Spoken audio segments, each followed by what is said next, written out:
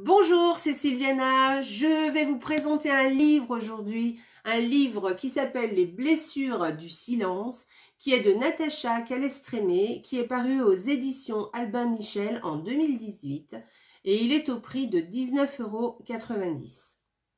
Voilà, donc je vais vous expliquer, c'est un roman, mais pas que. Donc, je vais vous expliquer ça.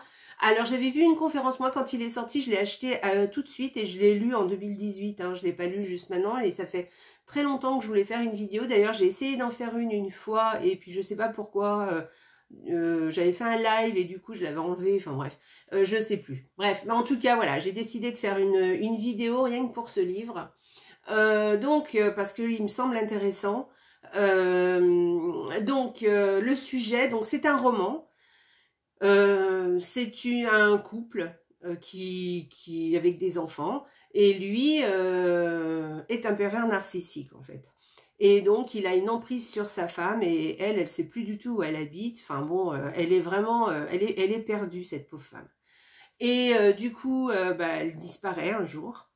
Lui ne s'occupe pas, pour lui elle est disparue, c'est pas très grave en fait. Mais par contre ses parents, vont faire en sorte de la retrouver. En tout cas, ils vont prévenir la police. Et notamment, il se trouve que le policier qu'ils préviennent, c'est déjà quelqu'un qui connaît la famille. Enfin, qui connaît les parents et la fille. Il connaît pas le mari, en fait. Et donc, tout au long de l'histoire, on va découvrir, en fait, ce qui se passait dans le couple. Et puis au sein du couple, en fait, la façon dont lui se comportait avec elle et elle, la façon dont elle réagissait. Et en même temps, on va suivre l'intrigue, c'est-à-dire l'enquête du policier pour retrouver ou pas cette femme. Donc je vous dirai pas la fin parce que je veux pas spolier le livre, c'est pas le but. Voilà, mais c'est un livre qui est très intéressant, mais pas que, mais pourquoi en fait? Parce qu'en fait, alors j'avais vu une conférence de Natacha Calestrémé quand il est paru ce livre et elle l'expliquait qu'elle avait fait le choix d'écrire ce livre parce qu'il était dédicacé à il était en hommage à une de ses amies qui est décédée à la suite, elle s'est suicidée à la fin, puisqu'elle était effectivement mariée avec un pervers narcissique qui l'a détruite en fait. Et elle expliquait qu'en fait, tout l'entourage ne s'est pas rendu compte de ce qui se passait, parce qu'en fait, l'entourage pense que c'est de la faute de la personne qui ne va pas bien. Et parce qu'un pervers narcissique, alors, reprenons. Alors là, on parle des pervers narcissiques. Mais attention, on parle aussi, on peut parler de personnes toxiques. C'est-à-dire que quand vous êtes, par exemple, avec une personne violente, avec quelqu'un de manipulateur, c'est pareil, c'est quelqu'un qui a une emprise sur l'autre. Et ça fait tout aussi des dégâts. Ça peut être vraiment dévastateur, en fait. Donc voilà, là, en l'occurrence, c'est un pervers narcissique. Et donc son ami, personne ne s'est rendu compte parce que en fait les pervers narcissiques, ils ont une façon de procéder au niveau de leur comportement qui est un peu spéciale. C'est des gens qui sont en général assez intelligents, ils savent faire la part des choses, ils ont compris le mécanisme des autres. Alors ils choisissent des personnes en général qui sont généreuses, intelligentes, qui sont appréciées des autres, qui sont empathiques, qui sont à l'écoute, vraiment des gens quand même plutôt sympas, plutôt agréables et plutôt bien. Et ils s'en prennent à elles parce que petit à petit, et alors pas au début ça va être le prince charmant en fait. Attention, je dis il. Parce que là, c'est un homme en l'occurrence, mais ça peut être une femme, le pervers narcissique. C'est pas forcément un homme. Et donc, au début, la relation c'est l'idéal, quoi. On pense vraiment avoir trouvé la personne idéale. Et en fait, petit à petit, elle découvre un petit peu son vrai visage auprès de la personne sous laquelle elle a l'emprise. Et de plus en plus, elle a une emprise. De plus en plus, elle détruit au fur et à mesure cette personne. Voilà. Mais elle prend soin quand même de façon, enfin, elle essaye de ne pas le faire remarquer aux autres, à l'entourage. Alors évidemment, quand vous fréquentez vraiment une famille où il y a un pervers narcissique, à la fin, même si vous êtes de l'extérieur, quand même, vous en rendez compte. Il y a quand même des petits signaux. Hein. Mais en général, ils essayent de faire ça très intelligemment. Voilà. Et donc, notamment, là, les parents se sont rendus compte qu'il y avait des petits soucis dans le couple. Et donc, c'est eux qui vont sonner la sonnette d'alarme, en fait. Et qui vont faire en sorte de retrouver leur fille. Ou pas, hein, parce que c'est pas sûr qu'ils la retrouvent. Hein. Voilà, donc ça c'est le livre. Et donc elle est partie d'une histoire de son ami, de l'histoire de son ami. Mais attention, c'est pas l'histoire de son ami. Elle n'a pas repris l'histoire de son ami. Hein. Elle a vraiment inventé une histoire. Mais elle l'a écrit parce que l'histoire de son ami l'avait beaucoup touchée. L'avait beaucoup touchée parce que bon, elle s'en était pas rendue compte en fait. Donc voilà. Qu'est-ce que je voulais vous dire? Oui, alors la chose la plus sympa dans ce livre, c'est qu'en fait, quand vous arrivez à la fin du livre, elle vous explique, enfin, vous comprenez comment l'emprise se fait. L'emprise se fait petit à petit. La personne qui est pervers narcissique se nourrit de la personne avec qui elle est, qu'elle a choisie en fait. Et la personne, en face, petit à petit, se disloque. Elle comprend plus rien, elle sait plus où elle est, elle sait plus, elle en peut plus quoi. Elle sait plus où elle habite, elle a plus confiance en elle. Elle doute de tout, voilà, parce que voilà, on en est là hein, à la fin et elles ont même plus la force de tenter quelque chose ou de partir, voilà. Et quand elles partent, souvent elles reviennent en fait. Pourquoi? Parce qu'en fait, alors elle nous explique, Natacha Kelestrémé, que lorsqu'on est comme ça, sous emprise de quelqu'un qui nous, en fait, c'est comme si on vous prenait un peu à chaque fois quelque chose de vous, en fait. Hein, on vous emmène quelque chose. Donc, en fait, cette personne, elle vous prend votre énergie. En fait, elle vous prend un petit peu de votre âme. Et du coup, eh bien, vous ne pouvez pas partir. Parce que cette personne, elle a quelque chose de vous. C'est comme si elle avait un bras qui vous appartenait. Vous n'allez pas partir sans votre bras, voyez. Donc, vous voulez pas partir parce que cette personne-là, elle possède quelque chose de vous. Donc, vous voulez partir, oui, mais entière. Voilà, vous voulez récupérer votre bras. Et pareil pour les gens qui reviennent. En fait, elles reviennent parce qu'elles viennent rechercher ce qui leur appartient. Elles viennent chercher une partie d'elles-mêmes, en fait, qu'on leur a pris, qu'on leur a volé, tout simplement.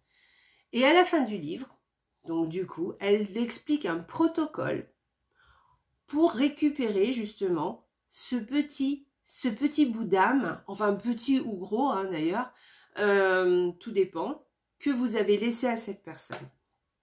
Alors, le truc, c'est que là on parle de pervers narcissique, mais on peut parler d'emprise, de n'importe quelle emprise en fait. Que ce soit famille. Là, par exemple, c'est un couple, mais attention, les pervers narcissiques, vous pouvez en avoir au boulot, ça peut être un frère, un père, une mère, hein, une sœur, une amie, voilà. Alors, quand c'est une amie, on arrive plus facilement peut-être et encore, hein, des fois, c'est pas facile. Donc, parce que c'est vraiment des gens qui savent y faire, hein, qui savent se comporter, qui savent faire les choses. Donc voilà, donc c'est compliqué pour les personnes qui subissent ça. Et puis, elles n'ont plus la force non plus de se battre et puis de chercher à lutter en fait. Donc, c'est assez compliqué. Donc, à la fin du livre, elle nous donne un protocole pour récupérer cette bout d'âme qu'on nous a pris. Voilà. Donc, si vous avez vécu une emprise, mais ça peut être une emprise d'il y a longtemps, hein, d'il y a une dizaine d'années, 20 ans, ou même quand vous étiez enfant, quelque chose que vous avez subi et que vous n'avez pas pu y mettre des mots et que vous n'avez pas pu régler, en fait, eh bien vous avez un protocole à la fin du livre qui vous explique comment régler ce problème. Voilà. Alors, les protocoles, il faut les refaire plusieurs fois. Ça marche pas forcément du premier coup. Faut peut-être les refaire. C'est des choses assez simples, hein. Ne croyez pas que c'est des choses difficiles à faire, pas du tout, hein. C'est vraiment quelque chose de très simple à faire. N'importe qui peut le faire. Mais en fait, ils sont aussi à refaire de temps en temps. C'est au bout d'un certain temps, il faut le refaire. Parce que quelquefois, il faut du temps pour soigner les plaies et puis pour récupérer tout ce qu'on a perdu en cours de route.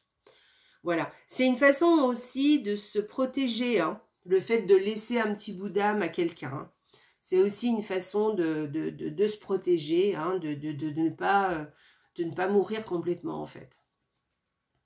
Voilà, donc c'est un livre qui est vraiment super intéressant, vraiment. Alors vous avez dans ce livre une histoire qui vous tient un petit peu en haleine, vous avez envie de savoir qu'est-ce qui est arrivé à cette femme. Et en même temps, vous avez une jolie solution pour régler certains de nos problèmes.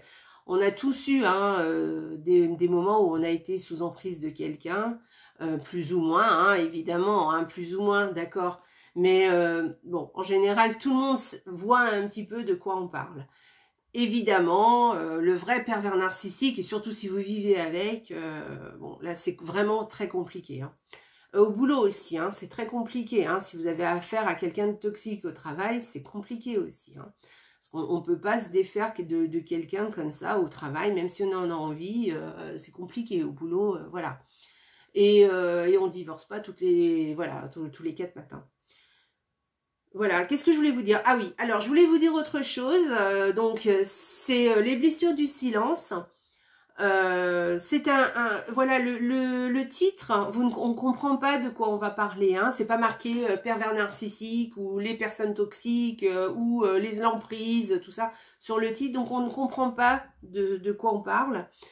Donc, si vous connaissez quelqu'un qui est sous emprise d'une autre personne, eh bien, offrez-lui ce livre. Vous lui ferez beaucoup de bien. Elle comprendra la situation dans laquelle elle se trouve. Peut-être que ça lui ouvrira les yeux parce que quand vous êtes dans cette situation, les personnes en général ne comprennent pas ce qui leur arrive en fait. Et puis, elles pensent en général que c'est de leur faute. Parce que le pervers narcissique, ou en tout cas la personne toxique, va leur dire toujours que c'est de leur faute, hein, évidemment, hein. Donc, achetez-leur ce livre, offrez-leur en cadeau. Comme ça, eh bien, la personne qui les manipule ne comprendra pas, parce qu'avec le titre, voilà, hein, ils vont pas comprendre. Et en même temps, vous pouvez peut-être sauver une vie, en fait, hein. Parce que oui, des fois, on en est là, hein, on en arrive il y a des personnes qui arrivent à se suicider, hein, dans ces affaires. Je vais quand même vous lire la couverture comment on dit ça? La 4e page de couverture. Comme ça, vous verrez ce qui est dit par Natacha Calestrémé. Donc, une femme a disparu. Son mari évoque un possible suicide. Ses parents affirment qu'elle a été tuée. Ses collègues pensent qu'elle s'est enfuie avec un amant. Et autant de témoignages contradictoires qui ne correspondent pas avec la description qui est faite de cette mère de 3 petites filles. Qui croire? Qui manipule qui? Connaît-on vraiment la personne qui vit à nos côtés? Au fil d'une intrigue aussi poignante que déroutante, Natacha Calestrémé dépeint les effets de l'emprise et de la perversion, les silences qui accompagnent cette violence invisible, les pièges dans lesquels tombe l'entourage. Et donne peut-être les clés pour s'en libérer. Voilà.